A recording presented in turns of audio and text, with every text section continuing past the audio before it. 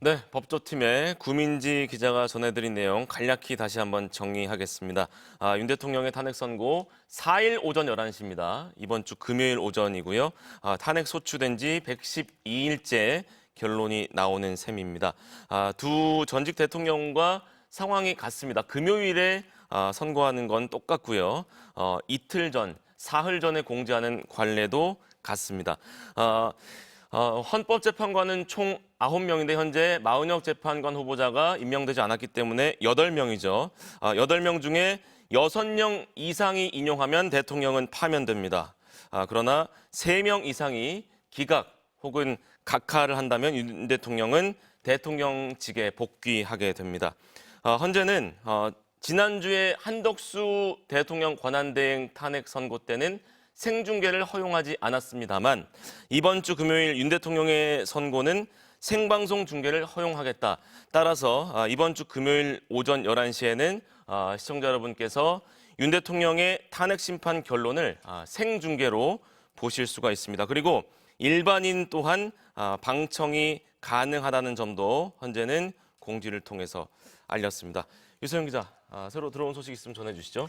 네, 아직까지 들어온 소식은 없습니다. 네. 그래서 탄핵 심판 주요 5대 쟁점 먼저 다시 짚어드리자면요. 좋습니다. 네, 헌법과 법률상 비상계엄 선포가 그 요건에 맞았는지, 또 계엄 전에 적법한 국무회의 심의를 거쳤는지, 또 계엄 포고령, 그러니까 1차 계엄 포고령이 위헌 위법한지, 또 헌법기관인 국회와 선관위의 마비 시도, 또 정치인과 법관의 체포 지시가 있었는지입니다. 네. 이에 대한 윤석열 대통령 측 주장도 전해드리자면요. 일단 윤 대통령 측은 거대 야당이 탄핵을 남발하고 예산을 삭감했기 때문에 어떤 국정 운영이 마비된 상태에서 사실상 계엄을 선포할 수 있는 요건이 충족이 됐다는 주장입니다. 예. 또 부정선거 의혹도 꾸준히 제기해 왔는데요. 부정선거 의혹을 검증하기 위해서 선관위에 무장군인을 투입했다는 주장입니다. 예. 무엇보다 이제 11차 변론에서 가장 핵심으로 모아진 건 결국 국회에 대한 봉쇄, 그를 통한 국회 마비 시도가 구체적으로 있었는지인데요. 네. 또 이를 통한 이제 정치인, 그러니까 국회의원들에 대한 체포 의혹도 윤 대통령 측은 단순히 위치 파악만을 시도를 했던 거다. 이렇게 주장을 했어요. 그래서 홍장원 전 국정원 1차장 등이나 아니면 방첩사 또 경찰의 주요 간부들의 증언과는 완전히 배치되는 주장을 하고 있는 셈입니다. 예. 지금 탄핵 중점 그 5대 요인 설명해 주셨고 우선 시간대별로 한번 돌아가 볼까요? 12.3 비상계엄 선포 벌써 지금 4월이니까 꽤 많은 시간이 흘렀습니다.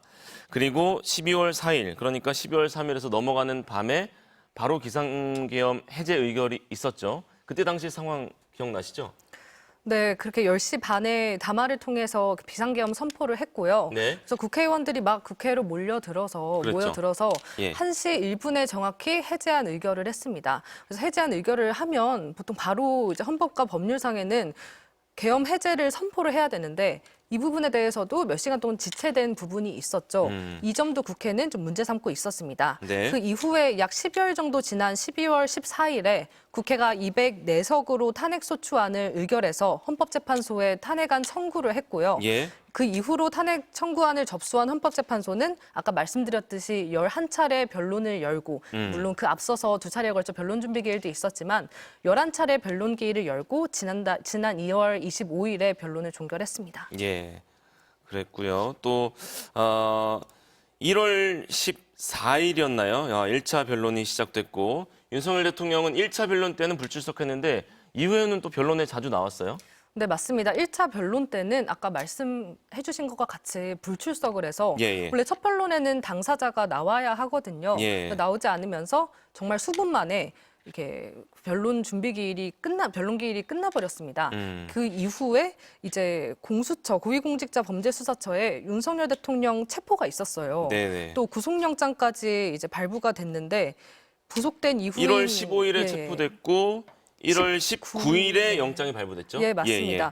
그러자 구속된 윤 대통령이 1월 22일 3차 변론 때 처음으로 헌법재판소에 직접 출석을 합니다. 21일 3차 변론 때 네. 첫 출석을 했군요. 네, 그때는 이제 구속 상태였기 때문에 법무부 호송차를 타고 헌법재판소에 출석을 했어요. 예. 물론 이제 차에서 내려서 대심 판정까지 이동하는 경로 중에는 뭐 경호처 직원들의 이제 호의를 받으면서 취재진의 모습이 노출되지는 않았지만요. 대심 판정에 직접 나와서는 이제 직접 뭐 김용현 전 국방장관과는 직접 신문을 하기도 하고 그런 식으로 발언을 이어나갔습니다. 예. 그렇게 됐고 1월 26일 특수본이 윤석열 대통령을 구속 기소했습니다. 그리고 나서 약 한 달 뒤인 2월 25일 10일차 변론 후에 종결이 됐고 이제 38일 만에 선고기일이 잡힌 건데 그 전에 3월 7일에 구속 취소 결정 이것도 있었어요. 네, 맞습니다. 중앙지법 형사 25부에서 이제 윤석열 대통령의 형사 재판을 지금 담당하고 있는 재판부인데 거기서 윤 대통령의 구속 취소 청구를 인용을 했어요. 예. 그래서 바로 석방되진 않았지만 이제 구속기간, 그러니까 체포기간과 구속기간의 기한 문제나 아니면은 날이냐 수사권. 시간이냐. 예, 맞습니다. 그리고 이제 고위공직자범죄수사처의 내란죄 수사권 등을 언급을 하면서 말씀하신 것 같이 구속 취소 결정을 했습니다. 네. 그래서 뭐 바로 석방되지 않았던 그 이유는 즉시 항고 여부였잖아요. 검찰이 즉시 항고를 하지 않았습니다. 네, 맞습니다. 검찰은 그 전에 이제 구속집행 정지 등에 대해서 한번 위헌적이라는 결정례가 있었기 때문에 네네. 즉시 항고를 하지 않고 결국 7일을 좀 앞두고 나서 이제 항고를 하지 않겠다는 입장을 밝히면서 결국 윤 대통령은 석방 상태로 머무르게 됐습니다. 네. 52일 만에 윤 대통령은 석방된 상황이고요. 이후에 3월 24일 한덕수 국무총리 대통령 권한대행의 선고가 있었습니다. 사실 한덕수 국무총리를 먼저 선고할 거냐, 윤석열 대통령에 대한 심판을 먼저 선고할 거냐, 이것에 대한 말들도 많았는데 원래는 헌재가 선입선출, 또 더 중대한 걸 먼저 하겠다라고 해서 대통령에 대한 탄핵 심판 선고가 먼저 나올 것이다 이런 예측이 많았잖아요. 근데 이게 순서가 뒤바뀌었어요. 네, 사실 근데 선입선출이 딱 법에 규정되어 있는 원칙은 아니기도 아니죠. 하고요. 예. 또 한덕수 총리 같은 경우에는 변론은 또 윤 대통령보다 좀 그렇네요. 늦게 변론 했잖아요. 종결 기준으로 네네. 하면 또 먼저 종결되긴 예, 했네요. 맞습니다. 그래서 뭐 한 총리와 겹치는 부분들이 있어서 사실 한 총리 탄핵 선고 결과가 윤 대통령에 대한 가늠자가 될 수도 있다. 그래서 헌법재판소에서 먼저 내진 않을 것이다라는 관측이 유력했는데 예. 사실 이 부분을 좀 뒤엎는 결정이 나온 셈입니다. 알겠습니다. 정치팀의 홍익표 기자, 새로 취재된 내용이 있습니까? 네, 그 사이에 이제 민주당 같은 경우는 원내 지도부 차원에서 발언을 한 내용들이 좀 있습니다. 소개해 주실까요? 소개를 해드리면요. 예. 박찬대 당 원내대표는 최고의 판결은 윤석열의 파면뿐이다. 내란 상황을 진압하고 종식할 수 있는 최고의 판결은 파면뿐이다. 예. 또 위헌 상황을 해소하지 못한 상황에서 선고를 맞이하게 된 건 유감스럽다. 이건 이제 마흔이억 재판관 후보자를 임명하지 않은 부분에 대한 건데 한덕수 총리, 최상무 부총리에 대한 책임은 뭐 반드시 묻겠다고도 좀 말을 맺었습니다. 네. 또 박성준 당 원내 수석 부대표는요. 4월 4일 당연히 파면 결정이 날 것이며 만장일치는 당연한 것이고 이견이 있을 거라고 볼 수 없다. 이런 입장을 밝혔고요. 예. 김용민 원내 정책수석 부대표도 파면 선고 이외에 다른 선택지가 없다는 것을 분명히 알아야 한다라고 말을 맺었습니다. 네, 말씀하시죠. 네, 반면 아직 그 국민의힘 같은 경우에는 아직 당 차원의 공식 입장까지는 나오지 않은 상황인데 네. 조만간 곧 입장 발표가 있을 걸로 보이는데요. 네. 다만 그 탄핵 반대, 더 나아가서 탄핵 기각과 각하를 주장해온 윤상현 의원이 국회에서 발언한 내용이 있습니다. 네, 소개해 주시죠. 윤상현 의원은 오늘 국회 소통관 기자회견 이후에 기자들과 만나서요. 빨리 선고를 내려달라고 해왔는데 조금 늦은 감이 있다. 하지만 결정은 당연히 기각이나 각하가 내려질 것이다. 또 그러면서 곽종근 전 특전사령관 등의 진술이 오염돼 있고 증거 능력이 없다라는 기존 주장을 되풀이했습니다. 또 차기 대권 주자 가운데 한 명으로 꼽히는 사람이죠. 이제 국민의힘 안철수 의원 같은 경우도 글을 올렸는데요. 어떤 결정이 내려지더라도 대통령과 여야 정치권 모두 존중하고 승복해야 한다. 예. 또 이런 주장을 함께 남겼고요. 또 우원식 국회의장도 함께 이제 의견을 밝혔습니다. 조금 전 페이스북에 4월 4일 11시 헌법 질서가 회복되고 법치주의가 바로 서는 날이 되기를 간절히 기원한다라고 적었습니다. 예. 사실 정치팀에서는 그 지난 3월 26일에 있었던 이재명 대표에 대한 공직선거법 위반 관련 항소심 선고에 집중을 많이 했었잖아요. 근데 이재명 대표는 1심과 다르게 모두 무죄를 받았고 이후에 조금 바뀐 기류가 무죄 이후에 보수 재판관들이 기각이냐 각하로 돌아서는 게 아니냐 이런 추측들이 많았는데 뭐 정치권에서 어떤 반응이 또 나오고 있습니까? 사실 이런 국회 관계자들이나 의원들을 만나봤을 때 이제 기자들과 함께 만났을 때 하는 이야기가 예.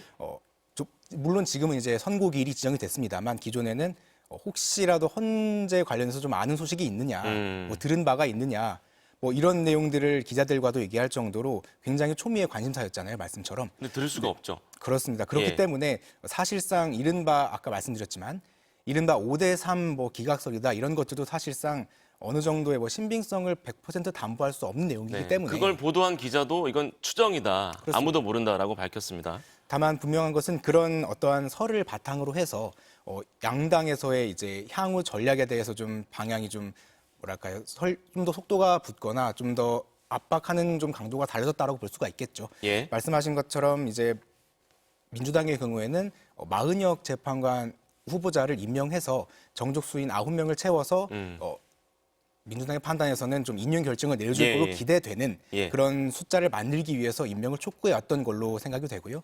반면 국민의힘 같은 경우에는 이런 이른바 5대3 뭐 기각설의 힘을 입어서 지금이라도 빨리 헌법재판소가 기각 내지는 각하에 준하는 판결을 내려야 한다.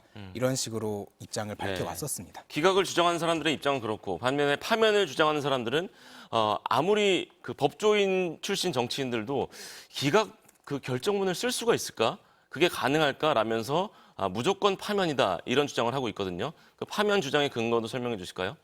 아무래도 헌법 위반을 얼마나 중대하게 하였느냐가 아무래도 헌법재판소에서 특히 이 대통령에 대한 탄핵 사건에 대해서 들여다보는 중대 쟁점이 아니겠습니까? 예. 말씀하신 것처럼 사실상 12월 3일 당일 계엄 선포 당일에 국회로 계엄군이 침투해 들어오는 모습을 TV 생중계로 우리가 모두가 같이 지켜봤지 않습니까? 그리고 당시에 계엄군이 본회의장으로 이제 들여오려고 하는 것들을 국회 보좌진들과 그리고 기자들도 이제 직접 목격했고 막아냈던 것들을 이미 우리가 충분히 짐작해 볼 수 있었는데 예. 이제 그런 부분들을 봤을 때 이런 대통령 탄핵 선고에 있어서 헌법 위반의 그 중대성이 좀 심대하지 않냐라는 차원에서 탄핵을 주장하는 입장에서는 그만큼 탄핵 사유가 크다라고 보기 때문에 뭐 인용이 마땅하다 이런 주장을 폈던 걸로 정리해 볼 수 있겠습니다. 네.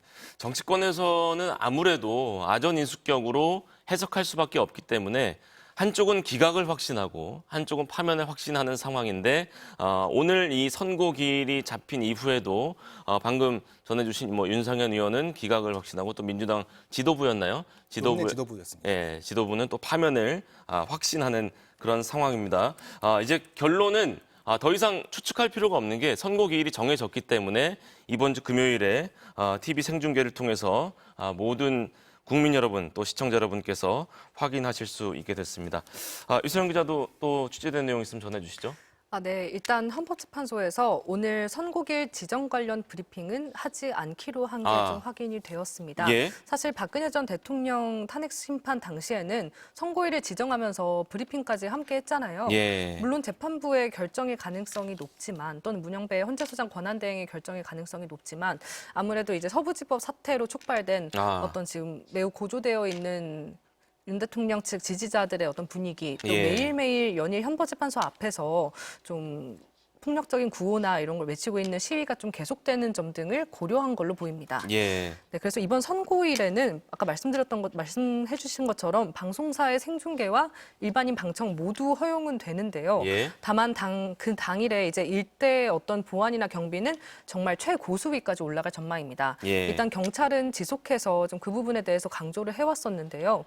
모든 경찰력을 거의 총동원하는 가포비상령이 발령될 가능성이 높고요. 예. 또 헌재 근처에 있는 초중고등학교, 또 특수학교들이 그날 일제히 휴교에 들어갈 가능성이 그렇겠죠. 있습니다. 네.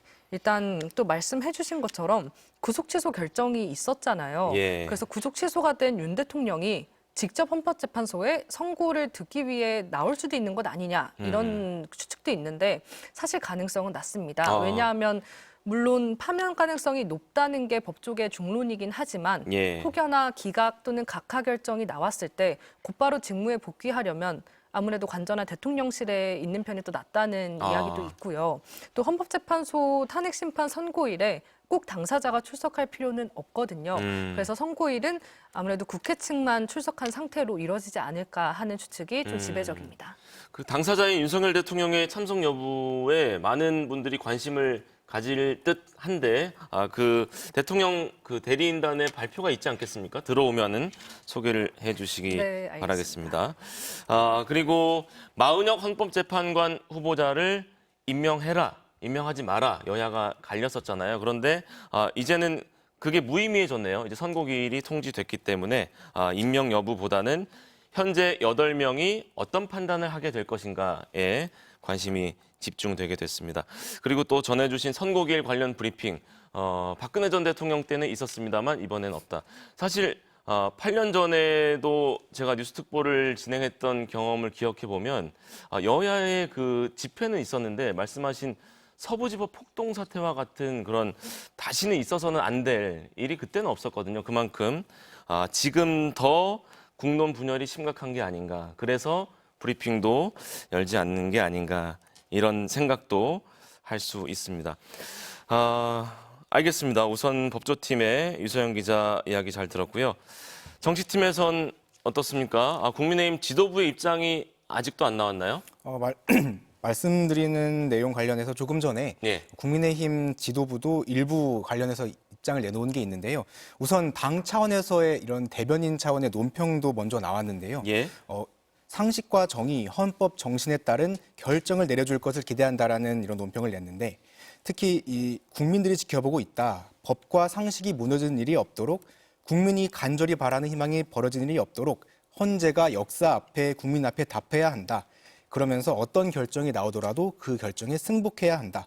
그리고 헌재가 상식과 정의 그리고 헌법 정신에 따른 결정을 내려주길 기대한다. 이런 논평을 내놨고요. 예. 조금 전에 그 권영세 당 비상대책위원장도 기자들과 만나서 이제라도 기일이 잡혀서 헌법적인 불안정 상태를 해소하게 돼서 굉장히 다행이다. 또 어떤 결론이 나올지는 알 수 없지만 어떤 결정이 나오더라도 승복해야 한다. 이런 짧은 입장을 내놨습니다. 네. 그럼 이제 여야의 지도부 입장은 나온 거네요. 네. 그리고 방금 우원식 의장은 페이스북을 통해서 4월 4일 11시 헌법 질서가 회복되고 법치주의가 바로 서는 날이 되기를 간절히 기원한다. 이렇게 적었습니다. 그렇습니다. 자, 이렇게 국회의장과 또 여야 지도부에 대한 입장, 선고 기일이 잡힌 것에 대한 입장을 전해드렸습니다. 우선 또 두 기자는 새로 들어온 소식 취재해 주시고요. 오늘 뉴스특보는 4월 4일 오전 11시에 윤석열 대통령에 대한 탄핵 심판이 선고된다라는 걸 헌재가 통지했다는 것과 관련한 내용으로 전해드리고 있습니다.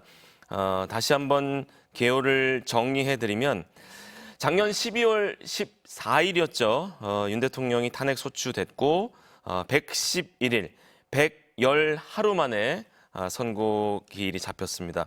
지난달 25일 변론을 종결하고 재판관 평의에 돌입했는데 평의가 많은 평론가들 또 법조인들의 예상을 빗나가면서 38일이나 이어져서 역대 최장 기록을 경신하게 됐습니다. 여러분 아시다시피 인용되면 파면, 기각되면 직무 복귀인데요. 8명 중에 6명 이상, 그러니까 6대 2 이상이 나오면 인용, 파면이고요. 만약에 3명 이상이 기각 또는 각하를 하면 윤석열 대통령은 직무에 복귀하게 됩니다. 선고기일에 방송사의 생중계가 예정돼 있으니까 저희 MBC 뉴스특보를 통해서 생중계를 함께 시청해 주시길 바랍니다.